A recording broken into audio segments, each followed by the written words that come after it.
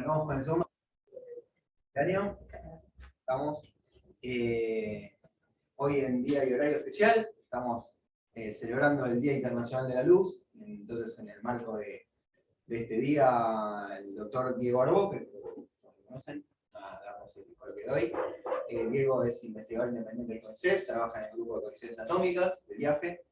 Y bueno, entonces nos va a poner en contexto con este Día Internacional y contar un poquito algo, supongo, de lo que hace el gran instituto. ¿Sí? Exactamente. Bueno, gracias, Gabriel, integrante del Instituto de Ex Colisiones Atómicas. Hoy en día se llama Grupo de Dinámica Cuántica de la Materia. Pero todo bien, digamos, Ex Colisiones Atómicas. Bueno, les iba a hablar un poquito del Día Internacional de la Luz y en el marco de eso, un poco como excusa, mostrarles lo que hacemos en el grupo sobre la luz, digamos, y sobre cosas relacionadas con la luz. Obviamente todo está relacionado con la luz, todo lo que trabajan en física solar, en astronomía, qué sé yo, está relacionado con la luz. Hoy en día tendría que decir el 99,99% de la astronomía, porque está la detección de las ondas gravitacionales, que no son ondas electromagnéticas. Pero bueno, hoy, 16 de mayo, celebramos el Día Internacional de la Luz, y es una iniciativa global que se celebra desde el 2018, y acá les muestro unas estadísticas de las 4 ediciones anteriores. Que hubo 1900 eventos en 103 países alrededor del mundo. Este año lleva más de 300 eventos, como 350, en 63 países, pero como todavía no se terminó, porque no es exclusivamente el 16 de mayo, sino se puede extender en la semana, el mes, lo que sea, es bastante abierta la cosa, entonces todavía no se terminó la estadística. Y no solamente, fíjense acá, digamos, no sé si se lee algo, alrededor del 70% de los eventos están relacionados con la ciencia, como digamos, está escrito en el Día Internacional de la Luz, pero hay otros eventos artísticos, eventos para escuelas, competiciones, y todo eso, todo lo que tenga que ver con la luz. Entonces, bueno, es la UNESCO, son las Naciones Unidas, las que determinaron que el 16 de mayo sea el Día Internacional de la Luz. ¿Por qué el 16 de mayo? Bueno, y la respuesta es esta, que el 16 de mayo de 1960, es decir, exactamente hace 62 años, ¿no? Si no cuento mal, se inventó el primer láser. Este es el primer láser, digamos, inventado por Theodor Maiman. Digamos, era un láser aquí, digamos, que está puesto, un láser de rubí. Y bueno, Maiman era un físico, ingeniero, trabajaba para la industria privada e hicieron esto. Nada, porque, digamos, como ya nombro a Theodor Maiman, una de las cosas que dijo y me gustó, la pongo acá: "It's fine to celebrate success, but it's more important to heed the lessons of failure". Está bien, me parece algo bueno para los científicos y para la vida en general. Pues. Bueno, el láser, digamos, obviamente Maiman no lo hizo de primera y el tipo descubrió todo, digamos, sin quitar ningún mérito a Maiman. Ya antes hubo precursores del láser, como el Maser y otros, pero el que vislumbró un poco la idea en forma teórica fue en 1917 Albert Einstein. En este paper, bueno, no se ve tanto, pero dice sobre la teoría cuántica de la radiación, digamos, es un paper, y lo que describe es cómo en equilibrio termodinámico se pueden realizar estos 3 procesos, y lo que vieron, o lo que Einstein describió, son los coeficientes llamados el Detail Balance, digamos, son los coeficientes de Einstein, en cual se dan estos 3 procesos en equilibrio termodinámico. Estos 3 procesos son la absorción espontánea, es decir, se absorbe un fotón y un átomo, por ejemplo, pasa de un nivel más bajo a un nivel más alto. El proceso contrario puede emitir radiación, o también, algo que a mí no se me hubiera ocurrido y que quiero destacar, no sé si es tan destacado o quizás es mi percepción, es la emisión estimulada. Es decir, si el átomo está excitado y viene un fotón, se emite otro fotón de las mismas características que el primer láser o el primer fotón. La misma frecuencia, la misma polarización, etc. Bueno, en un láser obviamente no está el equilibrio termodinámico, como dice Einstein, sino está en un estado que se llama de inversión de población. Los átomos tienen que estar excitados. Para hacer eso hay que darle energía a los átomos, obviamente. Por eso los láseres tienen que estar o enchufados, o con pilas, o también pueden ser alimentados por otro tipo de energía, como de radiación lumínica, como lámparas, etc. ¿Está bien? Entonces, esencialmente, uno bombea energía y se produce emisión espontánea, pero por un efecto de cadena, de cascada, esos fotones se pueden ir multiplicando, y si tengo una dirección privilegiada, a lo largo de esa dirección se van a ir excitando cada vez más. Para realizar una dirección, para poder establecer alguna dirección privilegiada, donde tenga esa amplificación de los fotones, generalmente se ponen dos espejos que sean totalmente reflectantes para producir acá esta dinámica en cadena, digamos. Ese proceso de generación de fotones, y obviamente uno de los espejos, en vez de ser del 100%, se le pone al 99%, y lo que sale por acá es la luz que sale del láser. ¿Está bien? Pero los espejos no son fundamentales para un láser.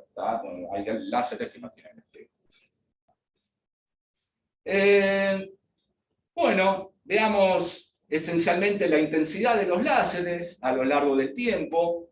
Al principio tenían una intensidad que se miden en watts por centímetro cuadrado, digamos, donde se enfoca, y la intensidad era 10 a la 9 watts por centímetro cuadrado. Por ejemplo, para comparar, la irradiancia del Sol es de alrededor de 0,1 watts por centímetro cuadrado, y los punteros láseres tienen que tener una intensidad menor que 0,5 por regulaciones, por cuestiones de seguridad. Estas regulaciones son de Estados Unidos, acá no tengo la menor idea, pero tienen que ser menores que 0,5 watts por centímetro cuadrado, si no pueden ser dañinos digamos, al ojo. Y para comparar con las plantas de energía, digamos, las mayores generadores de energía, la empresa china, Three Gorges, produce 22 gigawatts, y la represa de Itaipú alrededor de 14 gigawatts. ¿Está bien? Fíjense que acá los láseres ya estamos hablando del orden de los gigawatts desde su comienzo.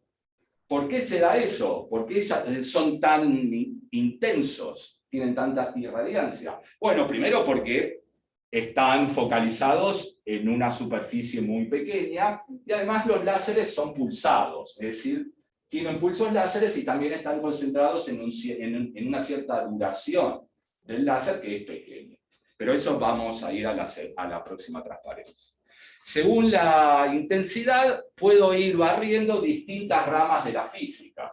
Por ejemplo, con una intensidad baja, entre comillas, 10 a la 10, 10 a la 15 watts por centímetro cuadrado, estoy hablando de procesos químicos o de ionización, fotoionización de los electrones de las capas de valencia, de los átomos, o de los sólidos, o de las moléculas. Ahora, si me voy a una energía cercana a 10 a la 16, 10 a la 18 watts por centímetro cuadrado, ya puedo ionizar todos los átomos de un átomo. Más allá, tengo lo que se llama la óptica relativista, es decir, ya estoy con energías cercanas a la creación de pares. par electrón-positrón, por la misma luz. La luz, uno sabe que que un electrón y un positrón, si chocan, se convierten en luz, o la luz también se puede convertir y se pueden crear pares electrón-positrón. Después también puedo ir a la física nuclear, digamos, o también puedo ir directamente adentro de los núcleos, en lo que se llama en la Quantum Electrodynamics, o más aún en la Quantum Chromodynamics. ¿Está bien? Todo esto con los láseres, hasta 2020 más o menos, estábamos en 10 a la 25 watts por centímetro cuadrado, y esta es la proyección para el 2030. Esta, por ejemplo, es una facility en Europa, ELI, y estas son distintas otras, hay varias de estas instalaciones a lo largo del mundo, están todas en el hemisferio norte. No, lamentablemente no hay ninguna en el hemisferio sur. Pero bueno, anticipando un poco lo que era la próxima transparencia, veamos cuál es la duración de los pulsos. Los láseres pueden ser continuos o pulsados. Los pulsados tienen una cierta duración, los pulsos, y al principio tenían duración de decenas de milisegundos, y rápidamente se les fue bajando, hasta llegar a lo que se llama la barrera del femtosegundo. ¿Está bien? Del femtosegundo. Es una barrera física, pero no infranqueable. Se pudo ir más allá del femtosegundo e ir al dominio o al reino de los atosegundos. ¿Está bien? En los últimos, acá me faltan los últimos, pero no hubo grandes aportes en los últimos años. Entonces, fíjense que estos láseres me están permitiendo ver directamente los movimientos que son muy, muy rápidos. Por ejemplo, hay un paper, digamos, hace bastantes años, a principios de este siglo, por Luis Di Mauro, donde habla de fotografía atómica. Y lo que dice es, bueno, yo para una fotografía normal tengo que tener un tiempo de exposición pequeño si las cosas se están moviendo, para no ver las cosas movidas. Ustedes deben haber visto una de las fotografías que había puesto al principio, eran, no sé, los focos de los autos en una fotografía nocturna, cómo se ven todos movidos, porque el tiempo de exposición es muy largo. Si uno quiere ver el movimiento de los autos, propiamente dicho, el tiempo de exposición tiene que ser pequeño. Bueno, ¿qué pasa con el movimiento a nivel atómico? Bueno, ustedes habrán escuchado hablar del átomo de Bohr, digamos, y vamos a ver, bueno, antes de eso vamos a ver el atosegundo, que es, digamos, obviamente es 10 a la menos 18 segundos, algo pequeño, pero pequeño comparado con qué, o grande comparado con qué. Bueno, si acá no hay resolución, pero si tengo acá un segundo, digamos, el latido de nuestro corazón tiene un periodo de aproximadamente un segundo. Entonces, un segundo es a un atosegundo, obviamente, como 10 a las 18 segundos es a un segundo. Y 10 a las 18 segundos, 2 veces la edad del universo. Entonces, podemos decir que el atosegundo está tan lejos de nuestra experiencia como la edad del universo. Obviamente, en la otra dirección. Esta flecha del tiempo, digamos, es en escala logarítmica. La luz en un atosegundo recorre solamente la tercera parte de un nanómetro. ¿Está bien? Entonces, eso es para empezar a hablar de la física del atosegundo o en el atomundo. Bueno, recién les mencioné el átomo de Bohr, digamos, cómo podemos ver cosas así. Este es el átomo de Bohr, no es el átomo de Bohr. ¿Está bien? Y gira una vez cada 2 segundos, porque en el PowerPoint puse que girar una vez cada 2 segundos, y para mí lo puedo pensar como 2 botoncitos, uno gira alrededor de otro. Más allá del chiste, la mecánica clásica, ¿qué es lo que dice? Que el tiempo orbital de un átomo de hidrógeno es alrededor de 150 atosegundos. Bueno, ¿puedo medir esto? Digamos, ¿puedo medir el periodo orbital con un láser, por ejemplo, de duración muy corta? Bueno, no. La mecánica cuántica me dice que digamos, si yo tengo el átomo en un estado estacionario, por ejemplo, en el nivel fundamental, si calculo la densidad, que es el módulo cuadrado de la función de onda, el tiempo se me va. Es un estado estacionario, no lo puedo hacer. Entonces, la función de onda tiene que ser combinación lineal de al menos dos autoestados. ¿Está bien? Así, cuando calculo la densidad, me queda un término de interferencia.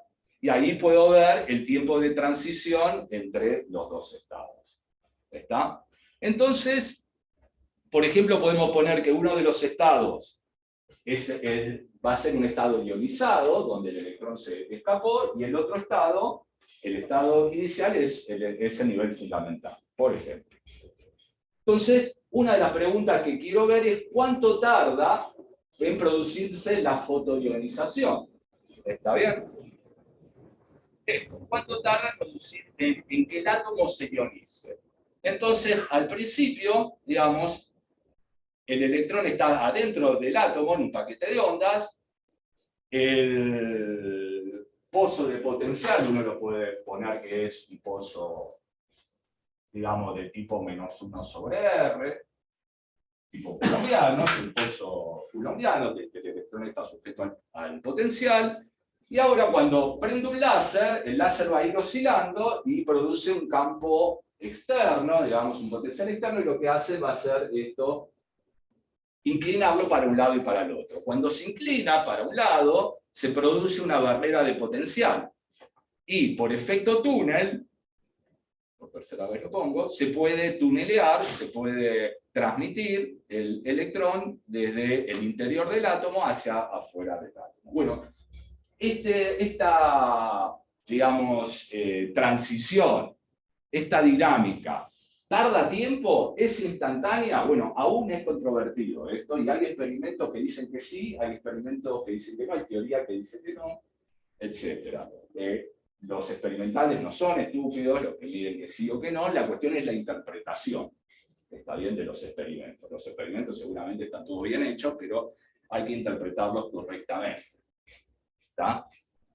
¿Y por qué es? Bueno, porque en la mecánica cuántica uno, digamos, si tiene dos magnitudes que son conjugadas, como la posición y el momento, ¿está bien? Estas magnitudes no van a conmutar, y uno quisiera que, si, digamos, tiene un operador energía, un operador hamiltoniano, también tenga un operador tiempo. Así el operador tiempo lo aplico a la función de onda y se acabó. Pero, lamentablemente, esto no existe, el operador tiempo en mecánica cuántica. ¿Está bien? Porque el operador hamiltoniano no tiene las mismas propiedades que el operador posición, por ejemplo, está acotado inferiormente y eso prohíbe que pase. Entonces, ya la cuestión viene más complicada. Bueno, en la teoría de scattering, digamos, se puede generar un operador, el operador de Eisenberg, Wigner, Smith, se llama, y se puede construir de esta manera, que es parecido a esto, pero poniendo a la matriz de scattering acá. Cosa que si uno hace un desarrollo en ondas parciales, queda esta expresión donde los delta sub L son los phase shifts de las funciones de onda que se están escapando de potencial.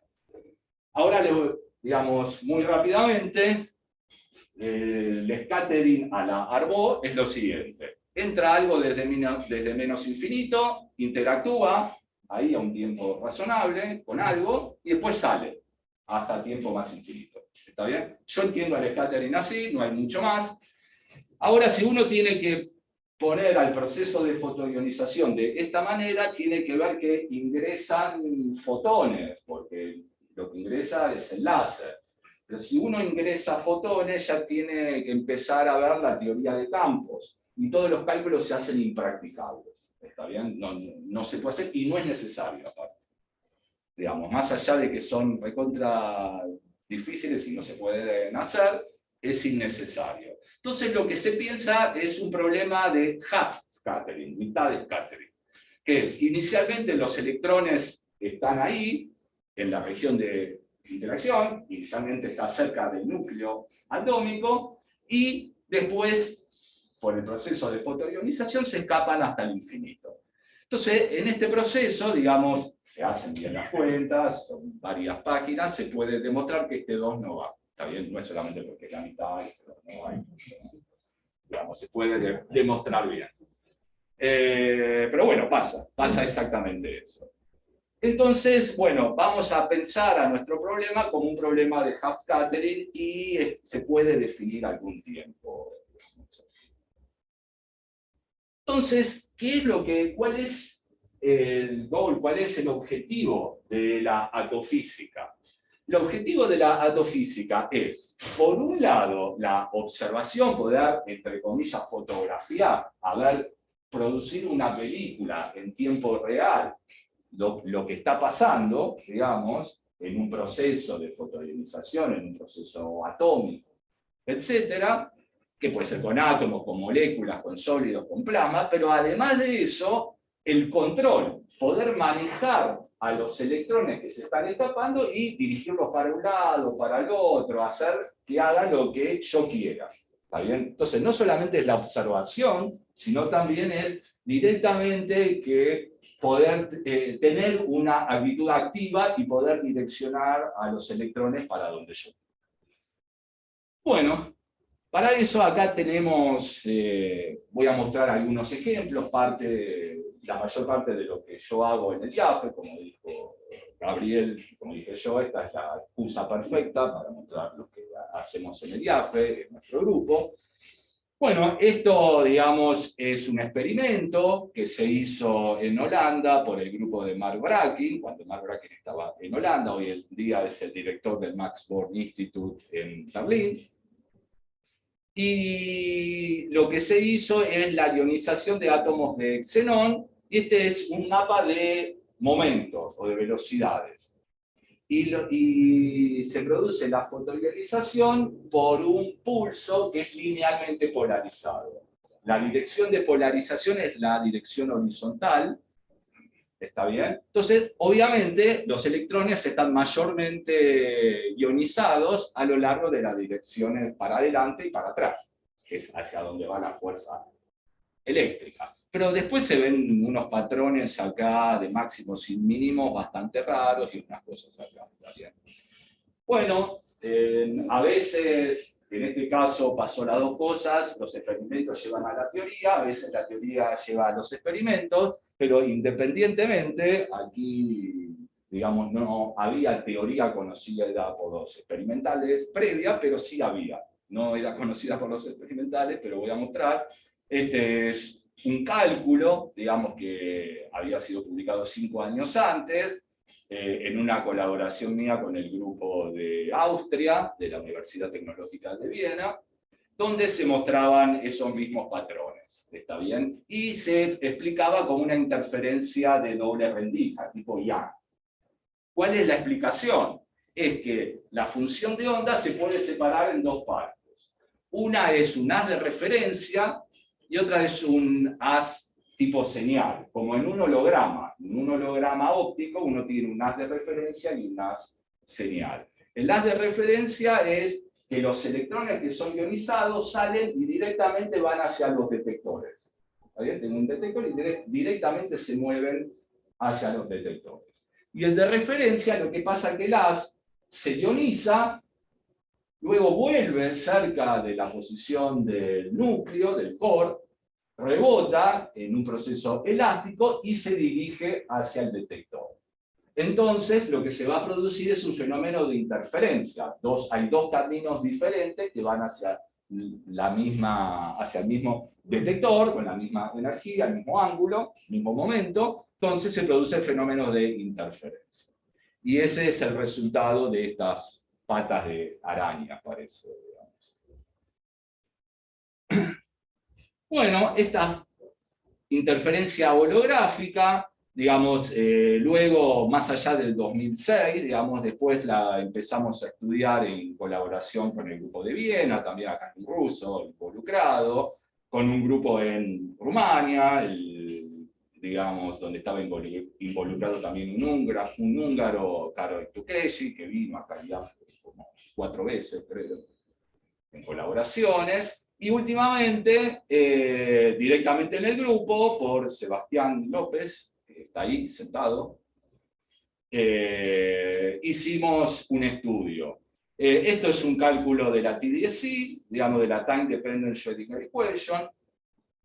Lo que hizo Sebastián esencialmente es un código Monte Carlo, y obviamente el código Monte Carlo, si es clásico, no tiene ningún tipo de interferencia, porque en la mecánica clásica no hay interferencia, entonces a cada una de esas trayectorias le puso una fase, y esa fase tiene que ver con la acción clásica, ¿está bien? Y cuando le puso la fase de una manera que no es trivial, y que anteriormente había sido puesta en forma aproximada, obtuvo este resultado, que es parecido a este, digamos.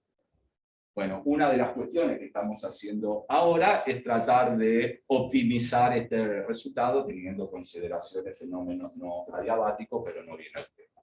Bueno, acá directamente agarré solamente la fase, no la intensidad, y bueno, se puede ver amplificado este fenómeno de interferencia. Luego lo que hicimos también es estudios, los láseres pueden ser de un color, 2 colores, digamos. Entonces empezamos a manejar láseres de 2 colores, por ejemplo, de la frecuencia fundamental y el segundo armónico. ¿Está? Y a través de la fase relativa entre esos dos se puede esculpir, se puede dar forma a las ondas de los láseres. ¿Está bien? Y también, obviamente, manejando la intensidad de cada una de las 2 componentes. Entonces, bueno, con esto, lo que hicimos es un estudio en colaboración con el grupo de Heidelberg, el grupo de Robert Moshammer, y esto es un resultado experimental. Ellos hicieron el experimento ahí en el Max Planck Institute de Heidelberg, Max Planck Institute de Física Nuclear, porque en los Max Planck Institute tienen, digamos, tienen un nombre, es física nuclear, pero no son exclusivos de eso. Bueno, acá en el IAFE pasa lo mismo, yo, por ejemplo, no hago astronomía. Y lo que midieron es lo siguiente, es cambiando esa fase relativa entre los 2 colores, pueden ver cómo inducir ionización hacia adelante, para cierta fase, o hacia atrás. ¿Está bien? Bueno, y esto lo mostramos en un artículo en conjunto, con mis cálculos de la ecuación de Schrödinger dependiendo del tiempo, y donde se puede ver un montón de estructuras de interferencia, y en los cálculos clásicos obviamente se puede ver que se va para adelante o se va para atrás, pero ningún tipo de interferencia se puede ver porque son puramente clásicos. Bueno, esto es el momento angular y la energía de los electrones, como se ve que para determinadas que las energías están cuantizadas, porque es la absorción de múltiples fotones, digamos. Y en el cálculo clásico no se observa eso. Después, acá es otro experimento, este es experimento de ionización simple de átomos de helio, y esto es en colaboración con el grupo de Markus Kizler, con el grupo experimental de Markus Kizler en Viena, es otro grupo, no es el grupo anterior que les había mostrado, este es el del Instituto de Fotónica, queda 4 cuadras del otro instituto. Y lo que vieron es, digamos, el momento longitudinal de los electrones eyectados por un láser de 2 colores. Y observaron, digamos, esencialmente unas mesetas. Estos picos son bien conocidos, son los picos multifotónicos que les decía antes, nada nuevo, nada para publicar sobre eso. Pero sobre estas mesetas sí, si uno le descuenta un cierto background. Acá se pueden amplificar esas estructuras y se ven como estos dedos que salen así, y estos vienen por interferencia subciclo o intraciclo, es decir, son paquetes de ondas electrónicos eyectados dentro de un mismo ciclo óptico. La longitud de los ciclos, o la duración de cada uno de los ciclos, es de alrededor de 2 femtosegundos, 2.7 creo, femtosegundos, en este láser.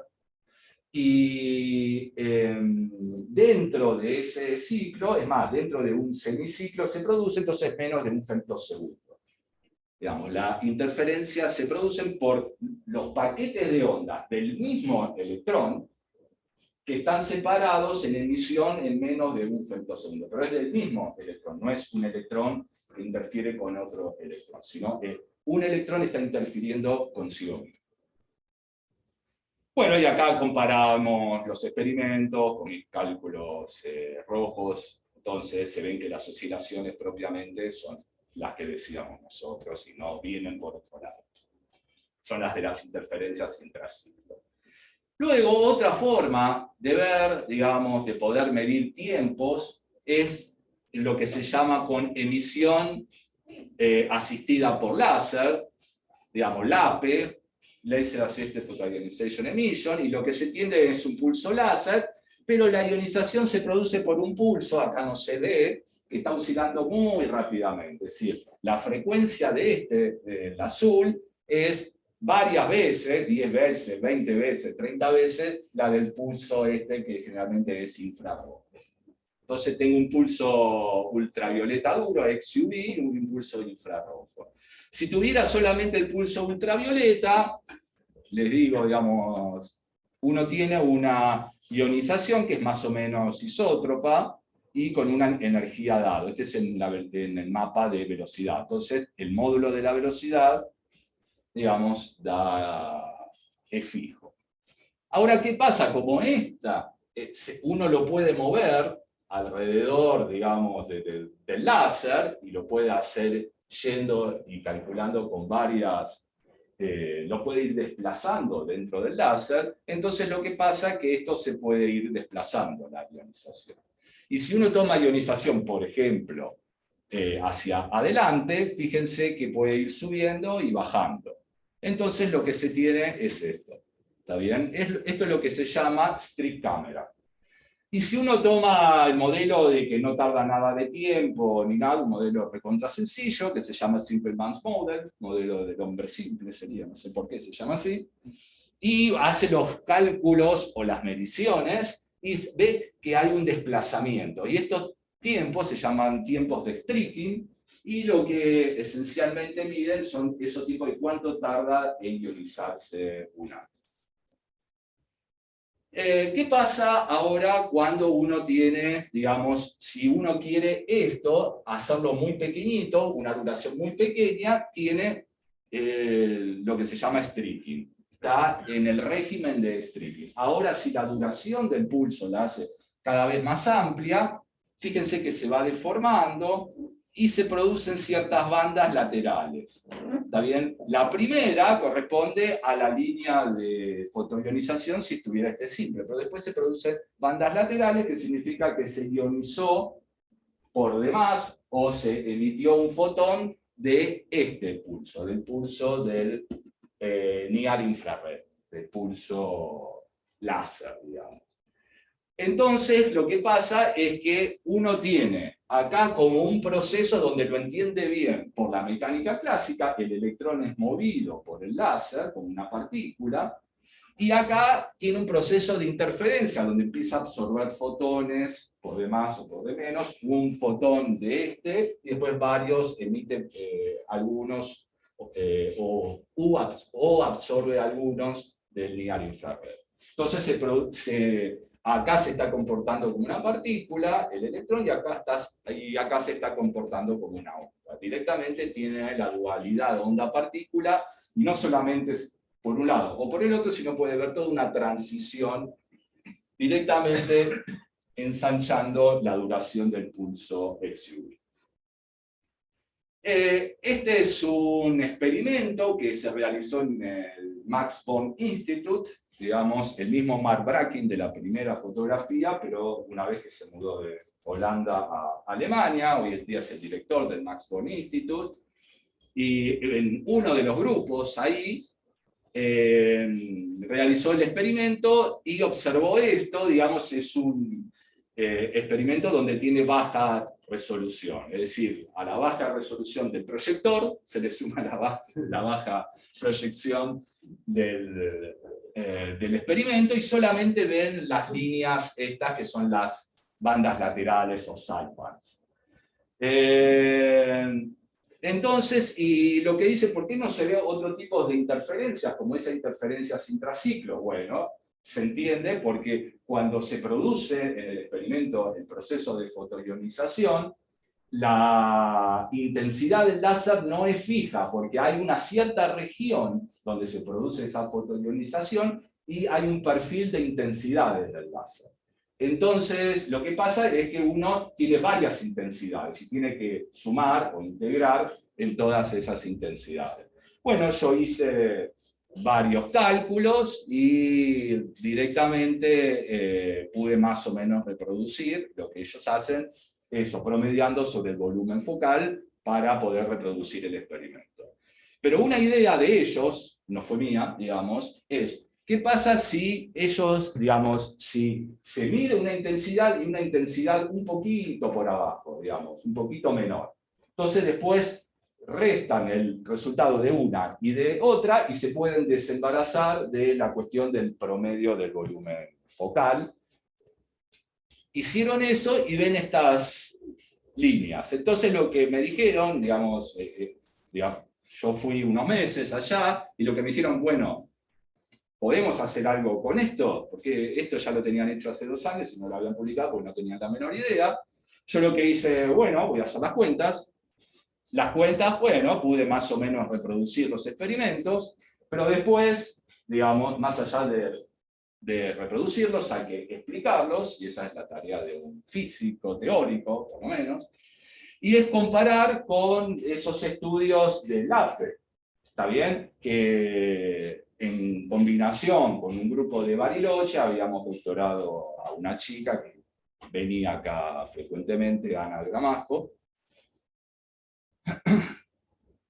y bueno, y estos son los cálculos de las interferencias intraciclo, y son muy parecidos a los que midieron y a los que calculamos, entonces pudimos publicar, digamos, en conjunto un artículo teórico experimental.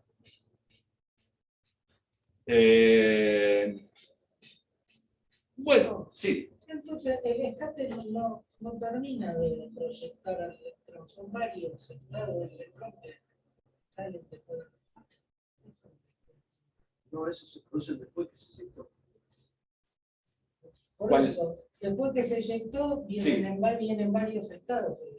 Claro, digamos, uno puede pensar que en este caso tiene ionización, fotoionización por el XUV, y después el otro láser lo está zarandeando por ahí.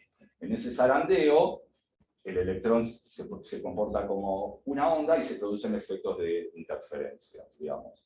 Cuando uno tiene interferencia de un ciclo, otro ciclo, otro ciclo, otro ciclo. Interferencia entre los propios estados del propio electrón. Claro, del propio electrón. El electrón. Varios estados, eso el electrón sale en un estado, pero puede salir por un camino o por otro, y esos dos caminos van a interferir. ¿Está bien? Como un interferómetro. Fíjate que acá este es otro desarrollo, digamos, que se llama Rabbit. Y no es que sacaron un conejo de la galera, sino lo que hicieron es lo siguiente. Tienen un átomo en un estado fundamental. Yo les comenté que los electrones cuando se ionizan, pueden ir directamente a los detectores o pueden volver. Pueden volver y rebotar elásticamente, pero pueden volver y hay cierta probabilidad de que sean reabsorbidos por el átomo. Y se produce radiación. ¿Está bien? Por una cuestión de conservación de la energía. Esa radiación se puede emitir esencialmente con la misma frecuencia que el fundamental, pero también con armónicos. Si el A es linealmente polarizado, son con los armónicos impares, por una cuestión de paridad y de interferencia destructiva. Los armónicos pares se destruyen y quedan solamente los impares. Entonces, fíjense que un estado inicial se puede ionizar y después absorber otro fotón, es decir, esa absorción de 2 fotones. ¿Está bien? Y después puede, digamos, estos 2 caminos van a interferir en un estado final. Entonces se produce un espectro de esta forma. Y acá donde tienen los estados, digamos, los impares, y acá en los pares se produce un proceso de interferencia y se puede medir un tiempo que se llama Rabbit. Ahora, el tiempo Rabbit no solamente tiene el tiempo que les había dicho antes del tiempo de Wigner, sino tiene el tiempo relacionado con la medición y puede tener otros tiempos si tengo muchos electrones, tiempo de correlación electrónica, y si el estado fundamental se puede inducir, digamos, un cierto momento, también tiene lo que se llama un término de dipole laser coupling. Bueno, nosotros hicimos acá con Sebastián en colaboración con la gente de Viena y con digamos, con las computadoras allá que tienen, el Viena, ¿cómo se llama? System Computing, algo así, Service Computing, algo así, VSC, que tiene miles de nodos. Bueno, él no corrió miles de nodos, pero seguramente en decenas o en cientos, sí, digamos. Lo que pudo es hacer ciertos cálculos, nos basamos en un paper que había del 2014, y en vez de hacer ionización de Rabbit, hicimos con omega 2 omega, como habían planteado los experimentales. Bueno, los cálculos no son fáciles, y fuimos los primeros en poder reproducirlos. Había gente que estaba buscándolos, pero digamos, no es demasiado complicado, pero tiene sus vueltas. Y pudimos reproducir acá ciertos modelos de forma de definir, digamos, algunas cuestiones, lo que se llaman los retardos en fase o los retardos temporales, y eso es lo que hizo Sebastián. Y lo publicamos el año pasado. Después, otra cosa que nosotros no hicimos, pero lo menciono por completitud, es lo siguiente. Si ustedes tienen un láser circularmente polarizado, lo que está dando vuelta es el pozo de potencial en esta dirección, digamos, está dando vueltas alrededor del eje vertical.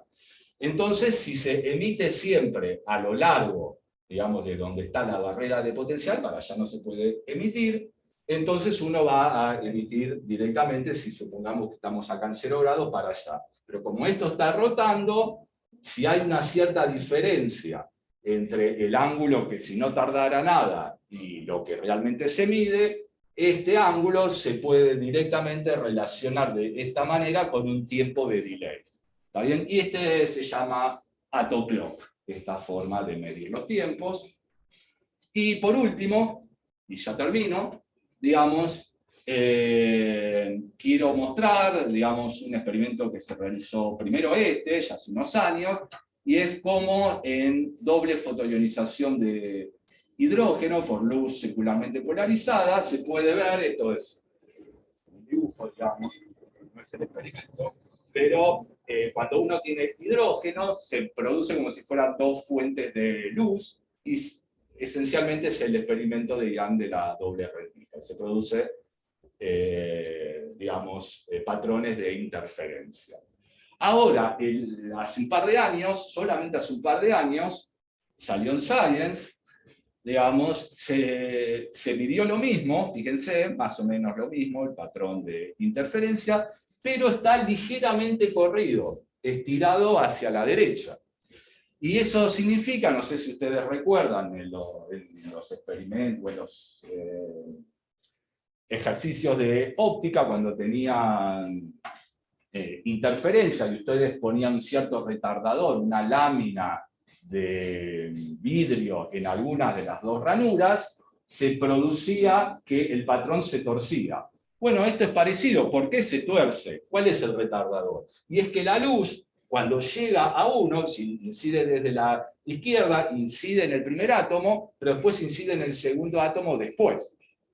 Bueno, como la velocidad de la luz está fija y es definida, está definida, no se mide, digamos, y esta distancia es muy bien conocida por los químicos, entonces con eso se puede sacar el tiempo. Y este es el tiempo más corto medido en toda la historia de la humanidad. ¿Está bien? Obviamente hay tiempos más cortos en los cálculos, pero en las mediciones este es el tiempo más corto. son 247 septosegundos, es decir, 2.47 por 10 a la menos 19 segundos. Si ustedes googlean con el celular cuál es el tiempo más corto medido, no sé qué, les va a aparecer este. ¿Está bien? Este es por un grupo en Alemania, en Frankfurt, el grupo de Reinhard Turner. Les quería mencionar eso. Sí. ¿En qué año fue que no se casa leer? Esto fue, sí, en el año 2020. Certeza tiene esa aparición. Enorme. Digamos, yo si fuera, no sé, yo cuando hice el laboratorio 1, a mí lo que me dijeron, siempre poné más menos tanto. Yo me leí todo el paper y nada, si querés después te muestro, digamos, de las barras de 47, está buenísimo. Sí. No, claro, asumo por eso que 10 a la menos 2, más menos 10 a la... No, es mucho más. Después, si querés, te muestro, tengo una transparencia, no la incluí por cuestión de tiempo, digamos, pero las barras de incerteza son bastante grandes y no están mencionadas en el paper, por lo menos apropiadamente. Leí todo el paper y me leí el Supplemental Material. Es Science. Claro, el 6 sí se puede hacer eso. Sí. Bueno, para terminar, solamente muestro, digamos, los colaboradores en el grupo de dinámica cuántica de la materia, Sebastián, que hizo muchos de los cálculos que mostré, María Silvia y Jorge. Después el grupo de Bariloche, y bueno, donde pudimos, junto con Renata, Ana se doctoró ahí en el Balseiro con los artículos que hicimos en colaboración. Después el grupo teórico, el grupo de Joachim Buthofer, en la Universidad Tecnológica de Viena. De esta universidad, antes no era universidad hace mucho tiempo, es muy vieja, viene Schrödinger, todo eso, el bar de la esquina se llama Schrödinger, de la universidad. El grupo del Max Born Institute, el grupo de Rumania, digamos, el grupo de Laszlo Nagy, y bueno, ya hay otras colaboraciones. Así que bueno, con esto yo también.